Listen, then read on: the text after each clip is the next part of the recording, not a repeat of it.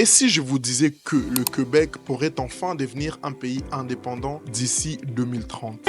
En votant non, nous rejetons l'option de la séparation. 5 millions de Québécois se prononcent aujourd'hui sur l'avenir du pays. On s'attend à un taux de participation record. Le Canada ne chie pas sur le Québec. Beaucoup pensent que c'est impossible, mais voici 5 raisons qui montrent que l'indépendance du Québec est plus proche qu'on ne les croit. Avant de commencer, pense à t'abonner, laisse un petit commentaire et surtout laisse un petit like. Voici la première raison. On parle d'une identité unique et forte.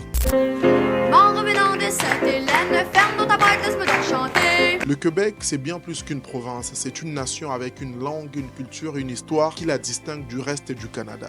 Depuis la conquête britannique de 1763, les Québécois ont toujours voulu préserver leur identité. Aujourd'hui, ce sentiment est plus fort que jamais. Deuxième raison, un passé indépendantiste est toujours vivant. Si je vous ai bien compris, vous êtes en train de dire à la prochaine fois.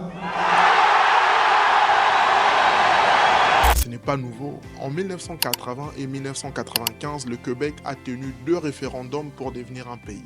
En 1995, ça s'est joué à moins 1% des votes. Oui, aujourd'hui, avec les débats sur l'immigration, la langue et l'économie, la question revient de plus en plus sur la table. Troisième raison, une économie plus forte qu'on ne les pense. On dit souvent que le Québec a besoin du Canada économiquement, mais saviez-vous que le Québec est la 2e plus grande économie du pays? Oui, avec son hydroélectricité, ses ressources naturelles et son industrie technologique, le Québec a tout pour être un pays prospère. Quatrième raison, un Canada de plus en plus divisé. Oui, entre l'Ouest canadien qui veut plus d'autonomie et le Québec qui veut protéger sa culture, les tensions augmentent. Cinquième et dernière raison, une nouvelle génération bien plus nationaliste. En ce moment, pour l'environnement et de loin, on est sous pression d'un gouvernement fédéral pétrolier. Le Québec est une nation.